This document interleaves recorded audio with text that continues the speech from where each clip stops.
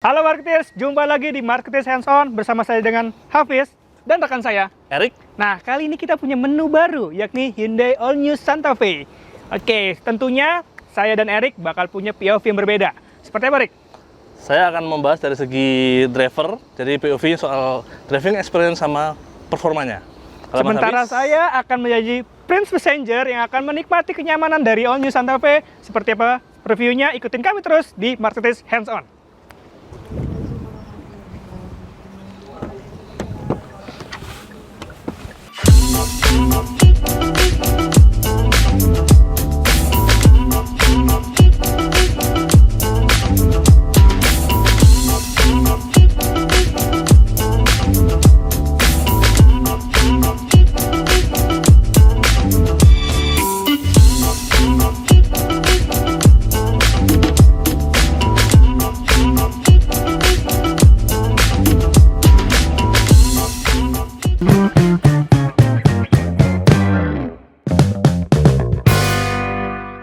Kalau gue ngerasain, Rick, ya, di kesan pertama masuk ke All New Santa Fe ini mewah dan sporty dengan nuansa kabin hitam, black on black banyak banget, dan ornamen-ornamen hitam di atas hitam, plus fitur-fiturnya, teknologi dan aksesibilitasnya sih yang gue gila, ini bisa sangat customer centric menurut gue. Cara leganya gimana? Lega. Nah, legroom ini aman banget. Terus headroom juga aman, cuma memang ada kesan mobilnya padat, mungkin karena bentuk jok katanya dan kompartemennya itu bulk gitu ya, besar-besar. Dan yang paling menarik, kompartemennya banyak banget. Kompartemen banyak banget, joknya juga sebenarnya empuk sih. Captain seat gimana? Captain seatnya gimana? Captain seat. Captain seat, oke. Cuma di bagian armrest ini agak nggak proporsional di gua atau gimana, cuma kayak sekadar ada aja gitu loh. Atau mau coba di adjust, nah naik turutin. Adjust. Oke.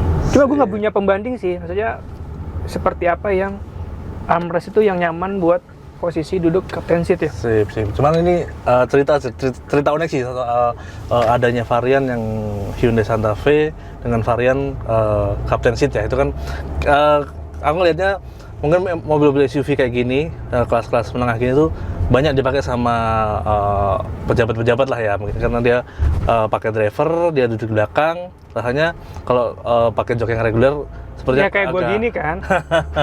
Emin. Jadi mungkin karena risetnya Hyundai, mobil-mobil SUV kayak gini banyak dipakai sama pejabat-pejabat, akhirnya rasanya akan lebih proper kalau sama mama dikasih jok captain seat. Makanya dibikin jok yang nyaman buat para pejabat-pejabat yang mungkin pengen duduk dengan proper, dengan cukup lega. Iya, dan postur tetap terjaga wibawanya sih menurut gue. Jadi nggak yang terlalu santai, yang terlalu senderan banget. Beberapa fitur juga kan dia bisa banget ngejaga privasi ya. Kelihatan banget ini Iya kan? mobil yang diperuntukkan orang dengan kebutuhan privasi tertentu. Plus ini yang menarik ya, di baris kedua ini ada penghangat kursinya ya. Cuma memang untuk kontrol AC-nya masih ikut dari depan kalau nggak salah. Tapi di belakang, di baris ketiga, meskipun space-nya tidak seluas di bagian kedua, cuma dia ada kontrol AC sendiri. Ya. Gitu. Dimanjain dengan itu. Plus fitur ini tadi yang gue menarik itu, akses untuk ke belakang itu tinggal satu tombol doang kan? Tinggal tekan satu tombol, langsung joknya otomatis ngelipet dan maju, mempermudah akses si penumpang untuk ke baris ketiga. Termasuk pengaturan di baris kedua juga, kursinya ada beberapa tombol yang sudah elektrik semuanya. Kecuali untuk sliding depan belakang ya? Iya, untuk reclining nggak bisa elektrik. Jadi selain captain seat, itu kursi juga udah elektrik adjustable ya, jadi memanjakan penumpang. Dan menurut gue juga konsol tengah di All New Santa Fe ini bukan hanya jadi milik driver atau penumpang baris pertama aja, tapi baris kedua juga punya akses dengan adanya bilateral multi konsol. Jadi bisa dibuka dari belakang sekalipun itu untuk mengakses konsol tengah yang space-nya cukup luas, dan bahkan di baris kedua ini juga ada konsol sendiri yang bisa diakses lewat kompartemen kecil di bawahnya. Nah, that's why tadi aku bilang mobil ini selain buat driver juga sangat dimanjakan, penumpang di baris kedua juga sangat dimanjakan. Selain dengan kursi captain seat dan electric adjustable juga, ini konsolnya juga bisa dipakai, bisa diakses dari bangku baris kedua. Nah, termasuk poin yang menambah kemewahan dari mobil ini adalah adanya audio system yang ditunjang oleh 12 speaker dari Bose. Yang ya kita tahu lah nama besar Bose seperti apa. Belum lagi di sini mungkin menjadi kebutuhan masyarakat sekarang ya, banyaknya titik colokan atau charger yang udah Type C juga ya. Type C di mana-mana. Ada buat nyantolin belanjaan juga nih. Nyantolin belanjaan dia. Ini small thing that matters for, ya bisa dibilang ini customer centric banget sih. Terus yang menarik gue ketika masuk, Rick. Apa tuh? Meskipun gue di belakang, tapi gue salfok sama itu tuh layar MID yang lengkung itu, multimedianya. Panoramic curve display ya. Nah itu dia. Lebar, melengkung lagi. Unik kayak TV-TV di rumah. Benar. Ini teknologinya memang kalau di elektronik kan pertama dikembangin sama brand asal Korea juga ya. Betul. Nanti nggak tahu deh, ini mungkin developernya sendiri, nggak ada hubungannya dengan brand Kalau saya cek dulu, siapa tahu mereknya itu. Nah, lu tetap fokus aja. Begitu. Tapi ini apa soal curve display ya, ini menarik sih. Selain secara desain dia memberikan atmosfer sendiri ya, unik, futuristik, tapi sebenarnya tuh kalau desainnya melengkung tuh menunjang buat layout yang driver oriented ya. Jadi dari segi driver itu untuk ngelihat ke layar ini tuh, karena dia kan otomatis jadi agak miring ya. Jadi saya kalau lagi ngelihat Google Map atau mungkin butuh pengaturan dari sini tuh juga dimudahkan. Jadi curve display ini selain secara desain menunjang kesan unik, tapi juga fungsinya sangat menunjang buat driver oriented. Iya, dan nambah kesan mewah sih. Unik juga. Iya, unik, mewah, belum lagi berpadu juga di atasnya ada dual sunroof. Terus ada 2 wireless charger di bagian depan. AC juga dual zone. Yang dilengkapi kursi di bagian depan ini ada penghangat dan pendingin kursinya. Wajar dong kalau gua nanti mungkin saat penilaian akan ngasih nilai yang cukup tinggi sih buat ini. Bisa dibilang ini sebenarnya konsumen tuh menang banyak, Mas. Iya. Cuma pertanyaannya kadang gini kan, kepake semua apa enggak nih fitur? Gitu. Harusnya semua by riset ya, data driven. Produk yang dikembangkan semuanya sesuai sama demand-nya konsumen, mereka butuh apa. Kayak captain seat punya riset, banyak yang dipakai oleh pejabat yang duduk di baris kedua. Begitu. Terus mungkin beberapa fitur lain juga mestinya by riset, data driven, jadi sesuai sama demand konsumen dan harganya masih rasional. Itu sih yang penting. Nah, itu kan tadi POV gua, Rick, sebagai passenger. Kalau dari lu sebagai driver, POV lu seperti apa nih mobil? Gimana sih sensasi berkendaranya? Terus dari sensasi itu apa jeroan yang menurut lu menarik untuk kita bahas? Ini Mas, yang menarik tuh ini kan hybrid ya, jadi dia pakai mesin 1,6 liter atau 1600 cc turbo. 1600 cc turbo plus motor listrik. Jadi total power outputnya sampai 231 horsepower. Termasuk yang paling gede Mas di segmen ini, di segmen SUV yang medium selevel sama dia, termasuk power outputnya paling gede. Torsinya 367 Nm, ini nggak yang paling gede tapi cukup mumpuni. Apalagi kemarin kan saya sempat bawa ya sama teman-teman buat ke Sawarna tuh. Di sana kan medannya cukup beragam ya. Jadi aku udah sempat nyobain di beberapa medan, mulai dari highway sampai jalan-jalan pantai, bukit, lumpur bahkan semuanya bisa dilewatin tanpa masalah, no issue. Semuanya walaupun mobil ini penggerak depan ya, tapi semuanya bisa dilewati tanpa masalah. 6 percepatan otomatis dengan pedal shift. Ini kan ada drive mode-nya ya. Jadi kalau kita drive mode-nya lagi ke sport, ini jadi pedal shift untuk ganti gear. Tapi waktu eco, ini pedal shift berubah jadi untuk pengaturan regenerative braking, Mas. Jadi plusnya ini untuk ngatur seberapa kuat regenerative brake untuk mengisi atau ngecas si baterai waktu kita deselerasi. Jadi Berarti ini ya, multifungsi. Berarti motor listrik pun bekerja kan di sistem penggeraknya? sangat menambah power, meningkatkan efisiensi, dan ngebikin dalam kondisi-kondisi tertentu mobil jadi bisa berjalan dengan senyap, tanpa asap, tanpa polusi, tanpa suara. Oke. Begitu. Di MID lu berapa konsumsi? 118, 120 itu angka-angka paling optimalnya. Tapi kalau lagi jalannya berantakan, kita lagi tergoda sama powernya yang membludak, pastilah. kita ya di 113. Cuman di rentang-rentang itu ya, tergantung kondisinya ya.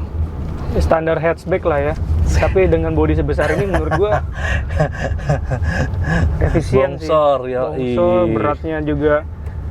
Ini yang menarik juga ini mas, column type safe by wire. Jadi kompetitor atau SUV kelasnya kebanyakan untuk ganti persneling masih di sini ya, masih di tengah, masih ada knopnya ya. tuasnya. Ini selain dengan adanya teknologi column type safe by wire, maka tuas persnelingnya pindah ke sini di bagian belakang kemudi. European style. Ini terinspirasi dari Kayak beberapa familiar ya. mobil-mobil Eropa, dan membuat tampilan center console jadi terlihat lebih minimalis, Lebih clean ya. lebih clean, dan bebas dari sentuhan-sentuhan anak-anak. Kalau lagi duduk di depan kadang-kadang kan buat mainan ya, nanti taruh di sini jadi lebih aman dan lebih praktis. Jadi kalau kita lagi nyetir mau ganti-ganti gigi, mau maju mau mundur, tangan nggak usah jauh-jauh ke sini, cukup dari sini aja buat ganti-ganti gear. Dan menariknya dengan sistem shift by wire, sama kita lagi posisi D nih, lagi jalan, tiba-tiba kita mungkin perlu mendadak harus buka pintu, ada keperluan tertentu mungkin, otomatis waktu walaupun posisi di D, begitu kita buka pintu, otomatis dia langsung ke posisi Netral. P, langsung ke P, jadi ke P, langsung ke ke kunci, mobil nggak akan jalan. Itu juga sudah diterapkan di beberapa brand-brand Eropa, dan ternyata memang Hyundai menerapkan dalam produk ini. That's why kenapa aku tadi bilang mobil ini rakitan Cikarang, mobil Korea, tapi nuansanya kental akan nuansa Rasa Eropa, ya. baik dari segi garis desain yang mirip-mirip Range Rover L322 secara eksterior, beberapa detail-detail desainnya yang boxy itu siluetnya mengingatkan kita pada desain Range Rover L322.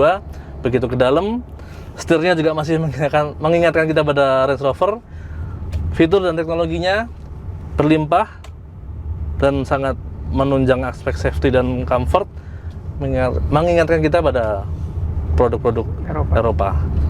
Dan rasanya untuk multimedia sistemnya juga udah ada Apple CarPlay dan Android Auto. Lengkap, sudah lengkap.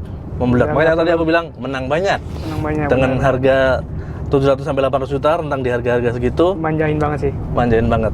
Baik. Berapa harganya? Harganya 786 juta sampai 786 juta dan 869 juta untuk yang varian hybrid ya. Ada dua varian. 800, ya. Itu bedanya di beberapa fitur dan konfigurasi jok, begitu untuk harganya. Oke, kita bungkus. Bentar mas, masih ada lagi sebenarnya yang belum kita bahas. Banyak banget mas. Fiturnya sangat berlimpah, jadi kayaknya. Oke, gue dengerin. Seperti pada Hyundai yang lainnya juga, ini produk juga tetap menerapkan Hyundai Smart Sense ya. Itu ADAS ya, Advanced Driver Assistance System. Jadi buat perjalanan jarak jauh maupun jarak dekat dalam kota, pengemudi dan penumpang sangat dimanjakan dengan fitur safety dan comfort, mulai dari adaptive cruise control, blind spot warning, kemudian beberapa fitur keamanan lainnya yang anti collision itu juga yang otomatis akan ngerem sendiri kalau sama tiba-tiba di depan ngerem mendadak. Dan ada juga Hyundai Blue Link. Jadi dengan aplikasi dari Hyundai kita bisa sama lagi parkir, kita parkir di outdoor, mobil kan panas tuh, kita dari jauh udah bisa kita set dulu dari HP kita buat nyalakan mesin untuk manasin mobil mungkin kalau diperlukan, atau mungkin untuk nyalakan AC duluan. Jadi begitu kita masuk sudah dalam kondisi adem. Bahkan ini kalau nggak salah terkonek juga sampai ke call center mereka nggak sih? Betul, ini ada tombolnya. SOS kalau lagi butuh teman ngobrol mungkin. Jangan gangguin orang kerja dong. Enggak, itu biasanya buat kondisi-kondisi darurat ya, kita butuh bantuan apa, ada yang mau ditanyakan, kita bisa hubungin ke call center dengan satu tombol, langsung terkoneksi. Suaranya pun langsung connect ke sistem audio, jadi kita langsung bisa berkomunikasi dengan mudah, praktis, dan aman. Keren. Begitu. Untuk harga 700 sampai 800 juta worth to buy sih. Dan kayaknya kalau masuk rumah gue cuma PR-nya garasi harus lebih luas aja sih. Harus lebih panjangnya sedikit. Bisa bongkar kamar sebelah, tidur di mobil. Tidur di mobil. Nah, ini mobil interiornya sporty banget, gahar, berwibawa. Kalau orang masuk ke sini pun kayak buat nyambut tamu juga pede banget bakalan. Interiornya gahar. Interiornya menurut gua cukup ini loh, manly loh. Oke, ya. Menurut lu gimana kalau dari sisi eksterior? Eksterior itu tadi Mas yang aku bilang, siluetnya siluet Range Rover L322, cuman diferensiasinya nongol waktu day running LED-nya nyala atau beberapa lampu-lampunya nyala, karena langsung otomatis dia mempertegas, aku Hyundai. Karena ada beberapa lampu, hampir semua lampu depan maupun belakang itu langsung membentuk siluet huruf H, menegaskan bahwa this is Hyundai. Oke. Itu dari segi eksterior. Plus ada satu lagi Mas yang fitur yang menarik, itu ada namanya hidden type assist handle. Apa tuh? Jadi mobil ini kan didesain buat sesuai tagline-nya ya, life bigger. Jadi pengendara bisa menikmati kehidupan dengan lebih luas dan bisa berjelajah ke tempat-tempat yang semakin luas. Makanya mobil ini didesain buat bisa diajak berpetualang sampai harus mengangkat barang-barang tambahan ekstra lewat roof box di atas, karena ini udah ada roof rail-nya ya, udah include, tinggal ditambahin roof box.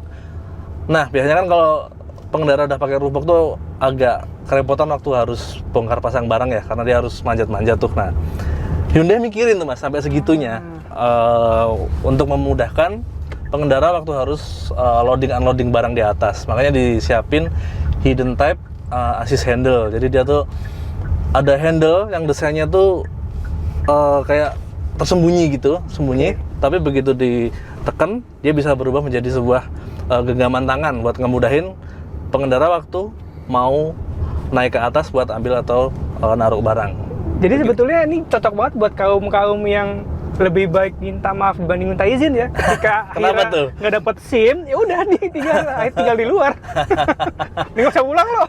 Begitulah. Tapi harusnya ketika misalnya pasangan kita ya diajak, dengerin dulu dong, cobain dulu mobilnya. Maksudnya ini udah terlanjur kebeli, tapi pasti bakal jatuh cinta sih. Iya, apalagi dibukutin lagu-lagu favorit, pakai speaker Bose 12 speaker yang suaranya bassnya pulen Mas, detailnya dapat. Udah langsung tuh hatinya leleh. Oke, setuju? Bungkus. Bungkus. Habis ini kita closing, kita kasih nilai berapa poin dari POV driver dan berapa poin dari POV passenger. Sip.